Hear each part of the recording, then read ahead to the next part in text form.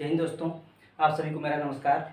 जैसा कि हम एक सीरीज चला रहे हैं मोस्ट इम्पॉर्टेंट क्वेश्चंस जो कि हर एग्जाम में पूछे जाते हैं, तो मैं उसी के ऊपर आज डिस्कस करूंगा। और आगे आप लोग ऐसी ही वीडियो पाने के लिए हमारे चैनल को सब्सक्राइब कर लीजिए ताकि कोई भी नई अपडेट आए तो आपको मैसेज पहुंच जाए। तो आइए हम देखते हैं भारत के प्रमुख लौह इस्पात संयंत्र। ये बहुत ही इंपॉर्टेंट टॉपिक है और इसको हम जल्दी से चाहेंगे कि आपको रिवाइज करवाते हैं, ठीक है। तो इसको जरूर पढ़ना है आपको, और कैसे याद करना है ये भी मैं बताता हूँ। तो आइए भारत के प्रमुख लौह इस्पात संयंत्र के बारे में देख लेते हैं। देखिए, मैं यहाँ लिख दिया हूँ लौह इस्पात संयंत्र, स्थान और किसकी सहायता से मतलब ये चल रहा है, बनाया गया है, और पंचवर्षीय योजना कौन सी थी जब इसको स्टार्ट किया गया।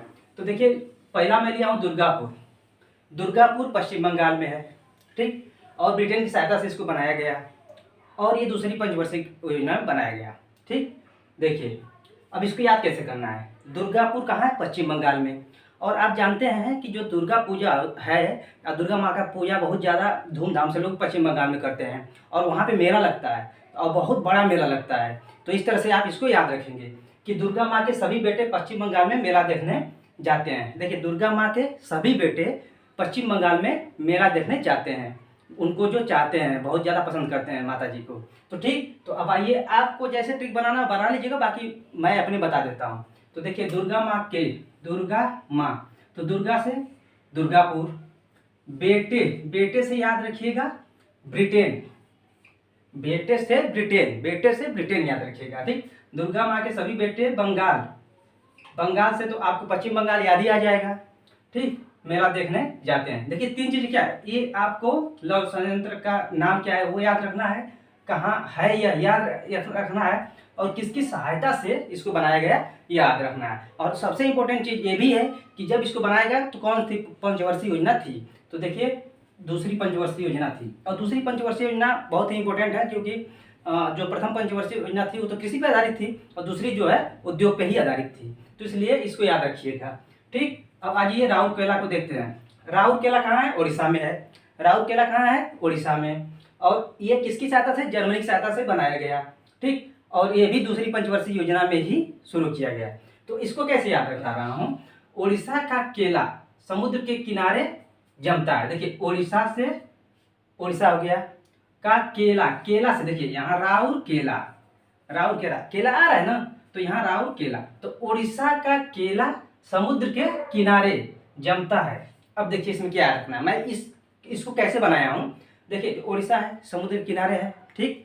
तो किनारे है इसलिए मैं इसलिए लिया हूँ कि उड़ीसा का जो केला है वो समुद्र के किनारे जमता है। अब देखिए, जमता है तो ज से जर्मनी जमता है, आप याद कर लीजिए, ज से जर्मनी, इसलिए मैं जमता ले लिया हूँ यहाँ पे, ठीक। तो उड़ीसा से उड़ीसा हो गया, का केला से राउरकेला आपका हो गया, और समुद्र के किनारे जमता है। आप ऐसे ट्रिक बना लीजिएगा। तो उड़ीसा का केला समुद्र के किनारे जमता है, यानी कि राउरकेला, केला से राउरकेला, उड़ीसा इसमें है ही, जमता है से जर्मनी, ठीक। यह भी दूसरी पंचवर्षीय योजना में ही इसको मतलब बनाया गया है। तीसरा, भिलाई देख लीजिए। हाँ, एक चीज मैं भूल गया, देखिए, राउरकेला का जो पहले नाम था ना, पुराना नाम, वो था हिंदुस्तान स्टील लिमिटेड, ठीक। आइए, तीसरा नंबर भिलाई जो है छत्तीसगढ़ में है। भिलाई कहाँ है? छत्तीसगढ़ में। सोवियत संघ रूस की सहायता से इसको स्थापित किया गया। किसकी सहायता से? सोवियत संघ रूस, और यह भी दूसरी पंचवर्षीय योजना में शुरू किया गया। तो ये देखिए, पहली ये दुर्गापुर, राउरकेला और भिलाई तीनों जो है दूसरी पंचवर्षीय योजना में स्टार्ट की गई। ये बहुत ही जरूरी है, याद रखना है आपको, ठीक। अब देखिए, इसके लिए ट्रिक क्या है भिलाई के लिए। देखिए, छत्तीसगढ़ की भील जनजाति, अच्छा, भील जनजाति होती है, ये तो आप सभी को पता होगा, अगर आप तैयारी करें तो पता है कि भील जनजाति होती है।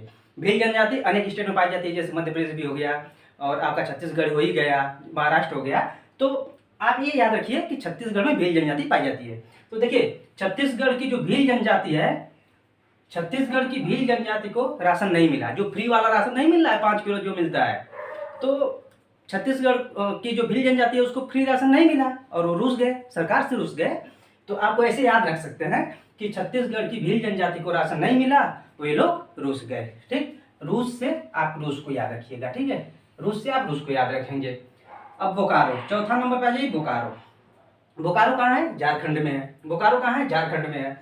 और किसकी सहायता से इसको स्थापित किया गया है? रूस की सहायता से। और किस पंचवर्षीय योजना में? तीसरी पंचवर्षीय योजना में। ये आपको अलग से याद रखिएगा कि जो हमारी ये बोकारो है वो झारखंड में है, रूस की सहायता से इसको स्थापित किया गया, और तीसरी पंचवर्षीय योजना में। और देखिए सोवियत संघ रूस जो है, इससे घबराइएगा नहीं, क्योंकि पहले सोवियत संघ होता, जैसे यूक्रेन वगैरह सब कुछ इसमें शामिल थे, तो उस समय सोवियत संघ रूस था, इस समय रूस हो गया है इससे अलग होकर। ठीक, तो ये याद रखना है आपको कि बोकारो जो है झारखंड में है, किसकी सहायता से इसको बनाया गया था? रूस की सहायता से, और तीसरी पंचवर्षीय योजना में बनाया गया। इसको कैसे याद रखेंगे? जो बेकार लोग होते हैं, जो बेकार लोग होते हैं झगड़ते रहते हैं, जो बेकार लोग होते हैं फालतू में जो बैठे रहते हैं, वो क्या करते हैं? लोगों से झगड़ते रहते हैं और खुद ही रूस जाते हैं। मान लीजिए कि जो बेकार लोग आपके आसपास हैं, आपसे झगड़ा करेंगे और आपसे रूस भी जाएंगे। रूस से रूसना जैसे नहीं होता है कि नाराज हो जाना, उसको मैं बोल रहा हूँ।